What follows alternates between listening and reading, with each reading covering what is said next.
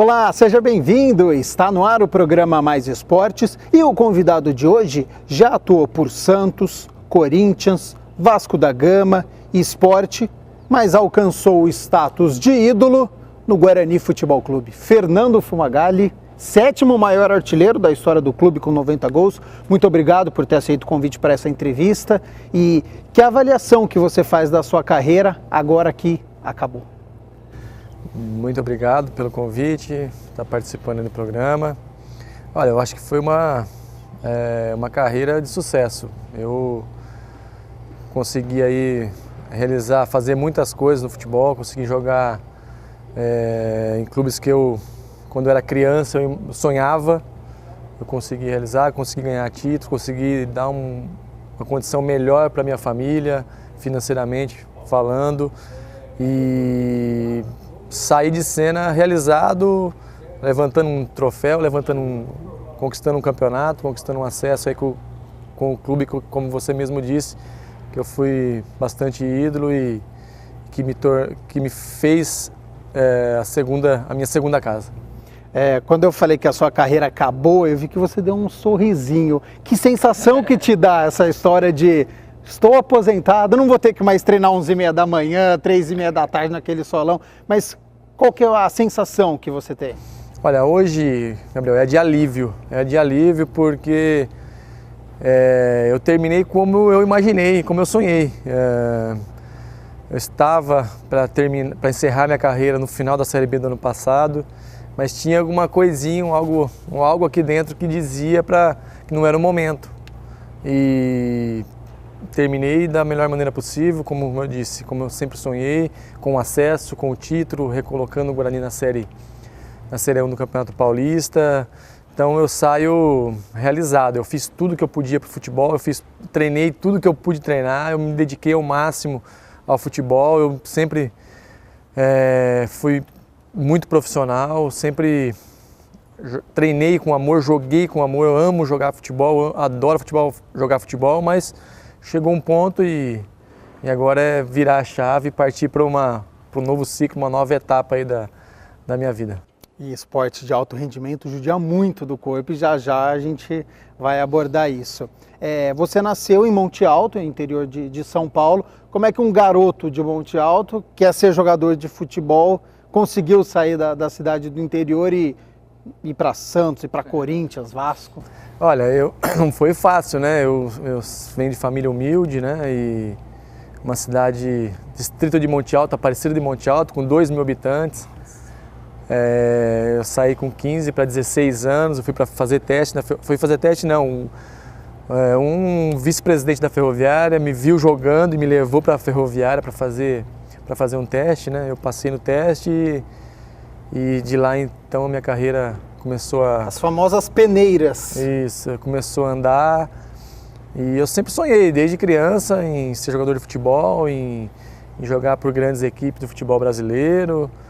E aos poucos as coisas foram acontecendo, eu sempre me dediquei muito aos treinamentos, eu fui muito determinado, muito perseverante durante toda a minha carreira e eu acho que isso foi um fator muito importante aí para eu ter alcançado tudo que eu alcancei, para eu ter conquistado tudo que eu conquistei, por eu ter jogado em todas essas equipes que a gente citou anteriormente. E saí de uma cidadezinha pequena e conheci aí o Brasil, conheci o mundo graças ao futebol.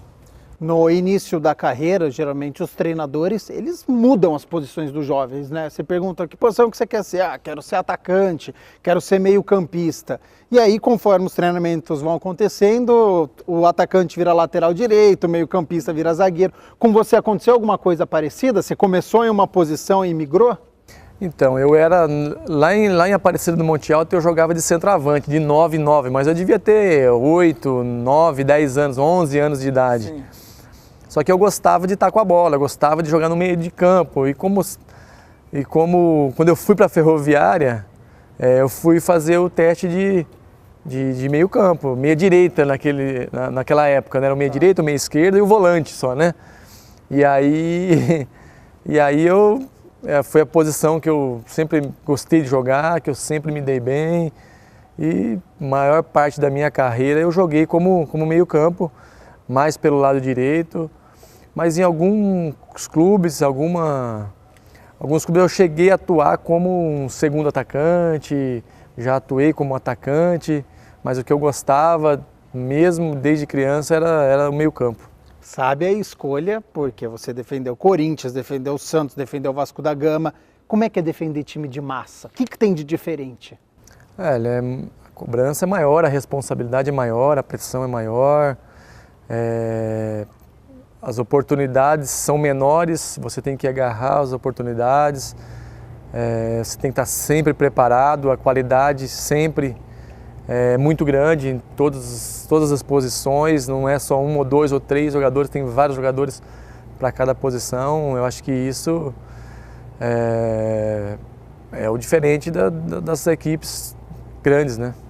Você prefere jogar em um time mediano, mas sendo titular, ou num super time, mas alternando entre banco de reservas e titular? Eu prefiro jogar, eu prefiro sempre, gostei de jogar, joguei em time grande, alternei, como você falou, titular, reserva, e isso não faz bem para o jogador. O jogador tem que estar jogando, tem que estar na arena ali, como a gente diz, né, para todo mundo observar, para todo mundo olhar, para se sentir também bem, para se sentir realizado, tem que estar na arena. Ô Fumagalli, eu tenho uma opinião, mas quero saber a sua, que foi jogador durante muitos anos. Atualmente, até por causa das cifras, o jogador ele pensa mais no eu, ele pensa mais nele do que no projeto que foi apresentado, do que construir uma carreira em um clube? Pensa, né? A gente sabe que hoje os valores, as cifras são muito grandes, né? E o jogador sai a maioria, né, de uma classe média baixa, né? Então a chance, a oportunidade de mudar a vida não só dele, mas de muita gente que está por trás, né? A família, enfim, todos os familiares, né? E aí o jogador acaba tomando essa decisão em optar pelo dinheiro e não em fazer história num único clube. Você vê problema nisso? Um jogador atuar em 30 clubes, tem jogador hoje que tem 23, 24 anos e já atua em 10, 15 clubes. Você vê algum problema nisso? Se eu pudesse no começo da carreira optar em jogar uma, duas, três equipes, eu acho que eu escolheria dessa forma, como foi no meu final de carreira. Eu fiquei 9 anos praticamente, contando as minhas idas e vindas para o Guarani, né? E eu vi que isso me fez muito bem. Eu tive propostas, tive situações para sair, para ganhar mais em outros clubes, mas eu optei em permanecer porque a gente houve um sentimento aqui diferente entre Fumagalli e torcida e Guarani, muito forte, que me fez permanecer, mas eu acho que isso é raro. É raro nos dias de hoje no futebol. Antigamente acho que a gente via mais, hoje é muito pouco. Então vamos falar sobre esse sentimento agora. É muito raro a gente ver jogador identificado com o clube que passa 10, que passa 15 anos. Rogério Ceni com o São Paulo, o Marcos com o Palmeiras. Você não passou esse tempo no Guarani, não chegou a ficar 10 anos, mas você teve 3 grandes passagens. E qual foi o momento que você falou, opa, tá diferente o meu sentimento? Você já deu declaração, eu não nasci bugrino, mas eu me tornei bugrino. Quando que isso aconteceu, que você falou, tá diferente o Guarani do que o Santos e o Corinthians que eu já defendi? Olha, eu acho que foi em 2012, no retorno. Eu já conhecia muito bem, sempre em 2000, 2001, eu sempre tinha aquilo na minha memória da torcida, disputando o Campeonato Brasileiro da Série A. Aí na volta, em 2012, a gente chega na final do Campeonato Paulista. Ali houve uma identificação muito forte comigo, do Guarani comigo, de mim para a torcida, e isso fez com que o sentimento aflorasse e as coisas... Falei, pô, é aqui que eu quero ficar, acho que aqui é a minha casa, aqui é meu clube, é meu clube de coração, né? E a gente foi construindo essa história nos longos desses anos, né? Acho que foram... Um terço da minha carreira foi aqui dentro do Guarani e momentos muito difíceis, né? A gente passou por situações complicadas aqui dentro. Eu acho que o torcedor também reconhece muito isso. E eu sou muito grato a Deus por ter passado esse momento difícil e estar vivendo tudo isso de bom que aconteceu agora no final da minha carreira. Sobre essas situações complicadas, o Guarani viveu e ainda vive uma grave crise financeira. Você foi ídolo do Guarani como atleta, era capitão. Como é que um capitão lida com isso? Ele tem que conversar com o diretor, ele tem que conversar com o treinador, ou o foco dele é no time, é na bola e esquecer isso? Olha, foi difícil os momentos de crise.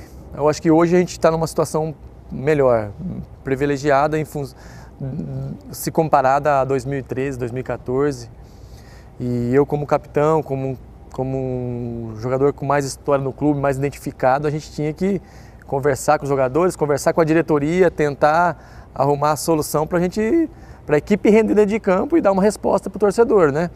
E a gente sabe que é difícil, quando o salário é atrasado, o jogador tem responsabilidade, tem família que cobra, precisa colocar comida dentro de casa, precisa pagar as contas. Perde o foco? Você, por exemplo, tinha que conversar com o diretor, porque teoricamente o seu papel era dentro de campo, você não precisava fazer isso. Você acaba perdendo o foco, mas eu procurava ao máximo possível estar focado, porque eu sabia da minha responsabilidade dentro de campo, que eu tinha que render, que eu tinha que levar esses caras junto comigo, ajudar, para que junto a gente conseguisse o melhor para o Guarani. E em momentos difíceis, acho que a gente conseguiu ajudar, a gente conseguiu manter o Guarani, pelo menos manter o Guarani onde ele estava. E nos momentos, e agora no final da carreira eu fui coroado, eu fui coroado aqui dentro, porque eu acho que não é para qualquer um encerrar da forma que eu encerrei a carreira. Então acho que por todos esses momentos difíceis que eu passei aqui dentro, Deus acabou me abençoando nessa reta final. Vamos à pergunta polêmica agora do programa. Rogério Ceni, ídolo do São Paulo, dois atletas já me relataram que era difícil a convivência com ele, que ele era o líder, ele praticamente o mandava no São Paulo. Já chegou até mim também em relacionamento de D'Alessandro com o Internacional, o jogador falou, é complicado e tal. No Guarani, você era líder, você já chegou a bater de frente com outro jogador que também tinha uma postura parecida com você de liderança? Você não vai me responder isso agora, a gente vai fazer um rápido intervalo, não saia daí. Tem essa resposta e muito mais de Fernando Fumagalli agora numa outra função fora dos gramados. O intervalo é rapidinho, não saia daí.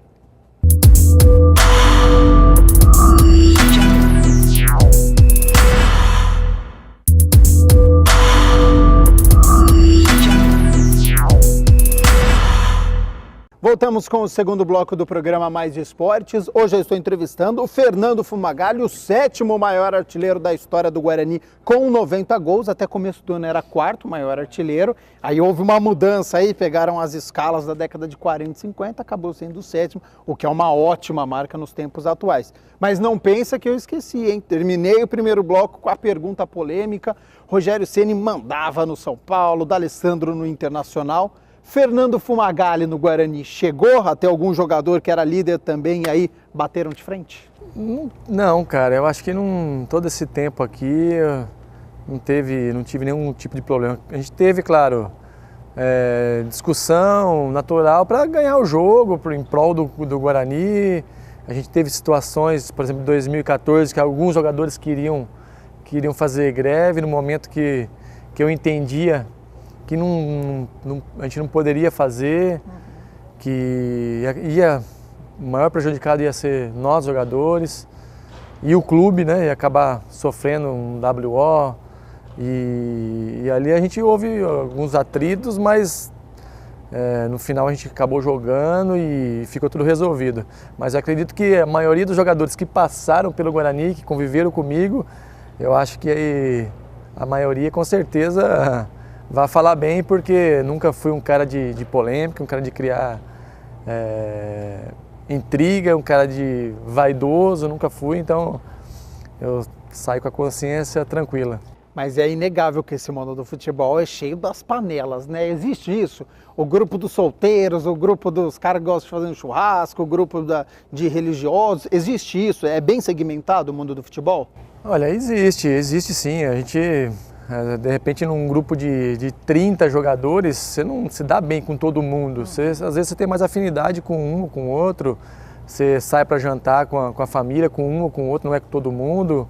Eu acho que isso é natural e os jogadores têm que entender. Alguns às vezes entendem diferente, acham que é panela. Acho que o importante é o grupo estar focado dentro de campo, em buscar a vitória em prol do objetivo principal, que é conquistar campeonato, conquistar vitórias em prol do clube, em prol do Guarani. No caso agora o Guarani, né? Mas assim, é natural, eu acho, você ter afinidade com um ou com o outro. Isso, para mim, nunca foi um problema. Eu sempre tirei de letra e agi com naturalidade. Só para a gente encerrar esse assunto, que acho que é bom você esclarecer, né? Porque hoje em dia muitos programas jornalísticos, está virando mais entretenimento, parece programa de fofoca, né? Tal jogador não fala com o outro, tal jogador não gosta. No mundo do futebol, em uma equipe, você não precisa ser amigo do outro, você tem que resolver em campo, é isso? É isso, basicamente é isso. Você não tem que ter colega de profissão, de trabalho, e o importante é que no campo um precisa do outro, um precisa... sozinho ninguém resolve nada, ninguém ganha nada. É o coletivo que tem que ser fundamental para que o individual acabe sobressaindo, e eu acho que tem que ser dessa maneira. O que você não realizou como jogador que você gostaria? Pode ser qualquer coisa, gol do meio campo, gol de bicicleta, ter defendido algum clube, ter feito alguma coisa. O que você não realizou como jogador? Olha, eu acho que de repente jogar na Europa. De repente eu tive a possibilidade de ir para Portugal e para Turquia no momento da minha carreira, e infelizmente a coisa não aconteceu. Eu joguei fora do país, joguei no mundo árabe, né? Joguei no Japão, Coreia, né? e Catar, mas infelizmente na Europa eu não tive a oportunidade de jogar. De repente eu acho que é isso, uma das coisas que eu não consegui aí realizar títulos. Eu consegui 12 títulos aí na carreira, consegui jogar em times de massa, né? Corinthians, Vasco, Guarani, Sport, Fortaleza, Santos. Então acho que eu fui bem realizado aí na minha carreira. Você citou que atuou pelo Oriente Médio e no futebol asiático na Coreia. É só fator financeiro ou tem algo em você que fala, opa, é um desafio que eu quero cumprir como atleta? Olha, no meu caso, mundo árabe foi financeiro, mas acho que a Europa seria, além do financeiro, acredito que um desejo, um objetivo de carreira, né, em jogar, de repente, numa grande equipe na Europa, né, jogar numa grande equipe fora do país. Acho que é o sonho desde criança da gente jogar numa equipe grande no futebol brasileiro, da gente ir para fora, jogar na seleção brasileira, né. Seleção brasileira também, de repente, é uma coisa que eu consegui jogar na base. Fui para a seleção de base, mas não consegui ir para a seleção principal. É uma das coisas que eu não consegui realizar aí na minha carreira também. É que foi meio ingrato também, que você pegou uma geração no meio campo que era brincadeira, né? 2002, 2006, era o famoso quadrado mágico, né? Então acho que a competição era muito acirrada. Você parou de jogar futebol e agora, Fernando Fumagalli, o que fazer? Uma pergunta difícil, né? Mas eu já vinha me preparando já desde o ano passado, vinha amadurecendo essa ideia, já vinha fazendo alguns cursos para o pós-carreira, né? E parei aliviado, parei tranquilo, já com uma função dentro do clube, já tinha conversado com o presidente sobre a nova função, e agora exercer uma nova função aqui dentro do Guarani, coordenador técnico, né, e procurar ajudar de uma nova maneira, de alguma forma, ajudar aí os jogadores, a diretoria, a comissão, a fazer aí um Guarani ainda mais forte. Eu já entrevistei alguns ex-atletas e a maioria deles me reportou que é difícil esse momento de parar, porque você tem uma rotina, porque você faz sempre as mesmas coisas de treino, de jogo, é algo que você gosta, e de repente você chega no outro dia e parece que fica meio perdido, tipo, o que eu vou fazer agora da minha vida? Você falou que com uma antecedência começou a pensar isso. Como é que era na sua cabeça? Você tinha que conversar com o diretor do Guarani sobre crise financeira, tinha que corresponder em campo porque você era um ídolo. Ao mesmo tempo, parte da sua cabeça é falar, opa, tô parando de jogar. Como é que a sua cabeça lidava com tantas coisas importantes? Eu acho que isso foi amadurecendo essa parada, né? Esse encerramento, essa decisão de encerrar a carreira, né? Eu acho que a gente está muito tempo aqui no clube também, conhecer todas as áreas aqui do clube. Eu fui já me preparando para esse momento. Foi muito difícil depois do título, no outro dia, falei, opa, agora não preciso levantar cedo, não preciso ir treinar, não preciso me apresentar em tal horário. Então, primeiro dia deu um vazio aqui dentro, mas já no segundo dia a ficha começou a cair, eu já comecei a estudar, a me preparar aqui para a nova função.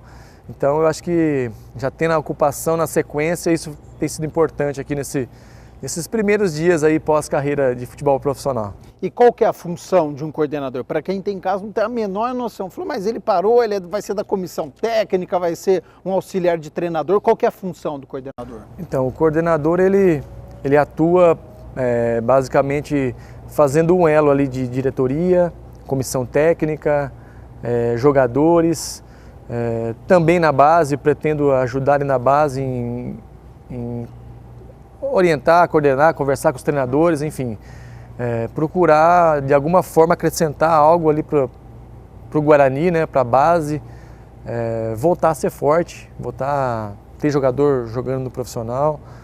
E aqui também, com a minha experiência do campo, procurar acrescentar para os jogadores, para a comissão, observar, acompanhar treinamento, coisas que a gente de fora, eu acho que dá para ver melhor o dia a dia do treinamento, orientar o treinador em alguns o que a gente entende que de repente pode dar um resultado positivo. Eu acho que é dessa maneira, a própria diretoria, de repente em avaliação de algum jogador para contratações. Eu acho que basicamente isso. Não faz tudo, né? Que você deu várias opções, acho que você vai ter bastante trabalho. Pois é, então eu achei que ia ser mais tranquilo depois que parasse, mas eu vi que tem bastante coisa para fazer, entendeu? Tem bastante coisa para trabalhar, para buscar uma melhoria aí pro futebol do Guarani desde a categoria de base. Então eu estou muito empenhado, muito motivado aí a buscar conhecimento também para, com a minha experiência do campo, acrescentar muito aí fora e ajudar o Guarani a voltar, tá na Série A1 do Campeonato Brasileiro, a Série A do Campeonato Brasileiro, né, e permanecer aí na Série A1 do Paulista. Restando apenas 2 minutos para encerrar o nosso programa, você pretende um dia, falei um dia, não falei agora porque eu já sei que a resposta seria não, mas um dia você pretende ser treinador do Guarani? Olha, é uma coisa que eu não descarto, eu já falei isso em algumas entrevistas, porque eu gosto também, eu gosto de estar no campo, foram 23 anos dentro do campo, mas hoje eu entendo que eu tenho que aprender, eu tenho que dar a minha contribuição fora do campo, mas não descarto no futuro. Vou me preparar, vou buscar também conhecimento para que no futuro eu esteja, se for isso que eu optar na sequência da minha carreira, eu esteja bem preparado para ajudar o Guarani de outra maneira, ou na coordenação, ou quem sabe um dia como treinador. Um passo de cada vez, mas eu senti que você quer sim um dia ser treinador do Guarani. Vamos ver. Restando 1 minuto para acabar o nosso programa, eu preciso fazer 2 perguntas para você. A primeira, eu não sei se vou te pegar de surpresa, mas você pode receber o diploma de mérito esportivo Sérgio José Salvucci da Câmara de Campinas. Tem um vereador aí que quer dar esse diploma para você. Não sabia. Que não sabia então. Tem um vereador, não vou abrir ainda quem, mas pode te dar esse diploma de mérito esportivo pelos fatos que você realizou dentro dos gramados. Isso é algo importante, é algo que valoriza o seu trabalho? Ah, com certeza. Eu acho que é uma homenagem em vida, né? Acho que é muito importante. Eu acho que não sei ainda quem que é o vereador, mas desde já eu já agradeço e se realmente vier essa honra, eu vou ficar muito, muito contente e muito grato. Para a gente encerrar, já que você é torcedor do Guarani, quem foi o maior ídolo da história do clube? O maior ídolo da história do clube? É. Carlos Alberto Silva. Carlos Alberto Silva. É só a resposta, tudo bem. Carlos Alberto Silva foi eu acho que ganhou um título, né? Tive a oportunidade de trabalhar com ele aqui em 2001. Foi um grande treinador, um grande professor, que aprendi muito com ele. E jogadores tem vários aí, né? Careca, Zenon, Jorge Mendonça. Fumagalli, pode se citar, você um dos ídolos. Nossa, Amoroso, enfim, são vários jogadores. Neto, que era meu ídolo de infância.